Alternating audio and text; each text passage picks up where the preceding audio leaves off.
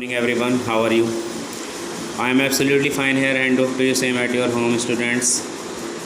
It's chemistry for 11th class and today we will talking about the topic ideal gas equation.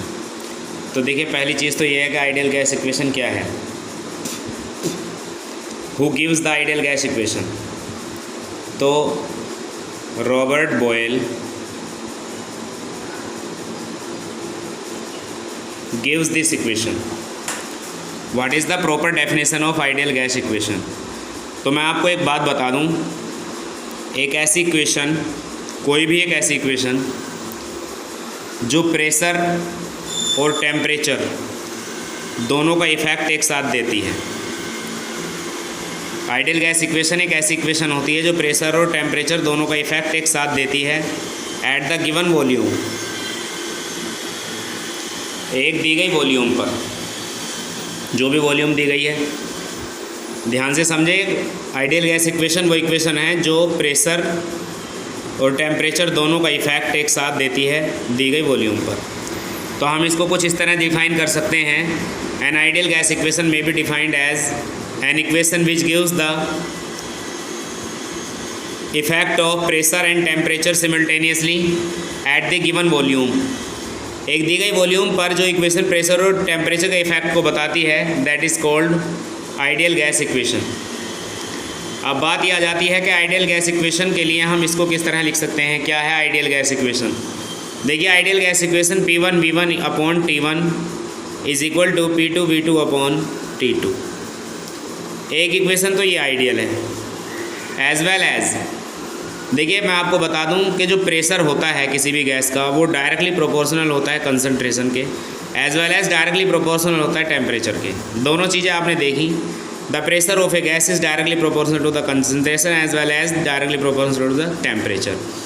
अब जब क्योंकि pressure के भी directly proportional, temperature के भी डायरेक्टली प्रोपोर्शनल है, तो हम इसे इस तरह से लिख सकते हैं.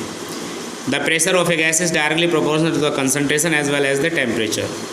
अब जब आप इसे ओपन लिखो करोगे तो कोई ना कोई यहाँ पर कांस्टेंट आएगा, तो CRT, यहाँ पर R एक कांस्टेंट आ गया. ठीक है माय डियर स्टूडेंट, R एक कांस्टेंट है. अब आपको पता है कि C बराबर क्या है. C इज इक्वल टू होता है N/V. ठीक है, मोल्स पर लीटर. अब ज़रा आप इसको जब करोगे सॉल्व तो P is equal to nRT/V, या PV इधर ले लीजिए तो ये हो जाएगा PV is equal to nRT. आप अगर और चेंज करना चाहो तो लिख सकते हैं आप N इज इक्वल टू होता है W/M, तो PV is equal to WRT/M. ये दोनों ही इक्वेशन आइडियल इक्वेशन है, आइडियल गैस इक्वेशन है. हमें इनके बारे में बात करनी है, किस किस टाइप के न्यूमेरिकल कई बार हमें आ जाते हैं. हम बात करते हैं, अच्छे से समझ लीजिएगा क्या क्या है, आपको क्या क्या दिया गया है. न्यूमेरिकल क्वेश्चन है, मैं आपको इसकी समरी बना कर दे रहा हूँ. क्वेश्चन है 500 ml ऑफ नाइट्रोजन, यानी कि V1 इज इक्वल टू, इसकी वॉल्यूम दी गई है 500 ml of nitrogen S 27 degree Celsius, यानी टेम्परेचर दिया गया है 27 डिग्री सेल्सियस. आप इसे केल्विन में ऐड बदल लीजिए, चेंज कर लीजिए, ये हो जाएगा आपका 300 केल्विन. ठीक है. R cooled to -5 degree Celsius, यानी कि इसको कूल्ड किया गया. ये T1 है, ये T2 है. -5 डिग्री सेल्सियस तक इसको कूल किया गया, तो आप इसमें 273 फिर से ऐड कर दीजिए. ये आपका बन जाएगा 268 केल्विन T2. आगे बढ़ते हैं. Without the change in pressure calculate the, without the change in pressure, यानी कि P1 बराबर अगर P है तो P2 बराबर भी P है. प्रेशर बिल्कुल सेम रखा गया है. आगे पूछा है आपसे calculate the new volume. V2 बताइए. वॉल्यूम आपको 500 दी गई थी 27 डिग्री सेल्सियस पर, गैस को कूल किया गया इतने डिग्री सेल्सियस पर. ठीक है, प्रेशर सेम रखा गया, तो पूछना चाहते हैं नई वॉल्यूम क्या है. फॉर्मूला आपका P1 V1 अपॉन T1 है is equal to P2 V2 upon T2 है. P1 आपके पास P है और V1 आपके पास 500 ml है और T1 आपके पास में 300 केल्विन है. P2 P है, V2 कैलकुलेट करना है, T2 268 है. जब आप क्रॉस मल्टीप्लाई करेंगे तो आप पाओगे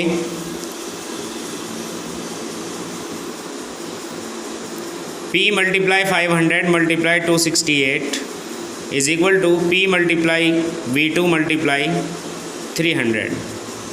आपको कैलकुलेट करना है V2, तो P multiply 500 multiply 268 upon 300 multiply P।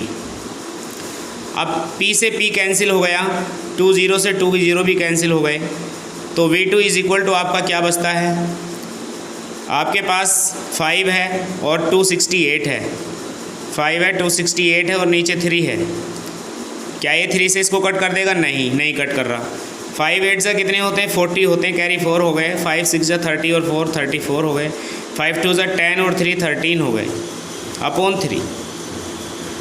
इसको डिवाइड कीजिए आप इससे। 3 4 जा 12, 1 बच गया। 3 4 जा 12, कितने बच गए? 2 बच गए।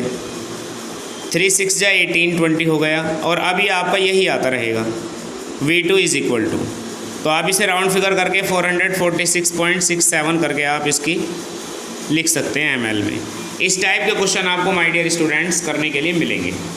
ये तो मैंने आपको P1 V1 upon T1 is equal to P2 V2 upon T2 से रिलेटेड क्वेश्चन कराया है। अब मैं आपको दूसरे क्वेश्चन आपको लेकर के जा रहा हूँ, जो कि आपको करना है PV is equal to NRT के बेस पर। तो चलिए उसको भी देख लेते हैं किस टाइप के क्वेश्चन उसमें हैं।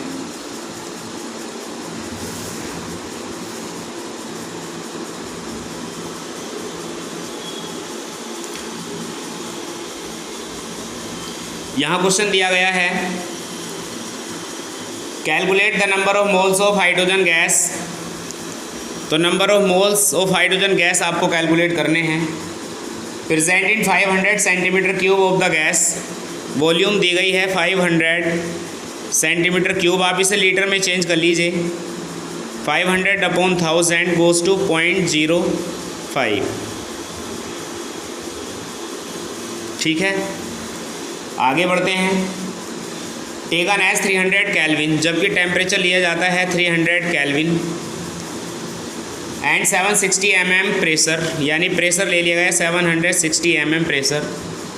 If sample of hydrogen is found to have a mass equal to 4.09 into 10⁻²।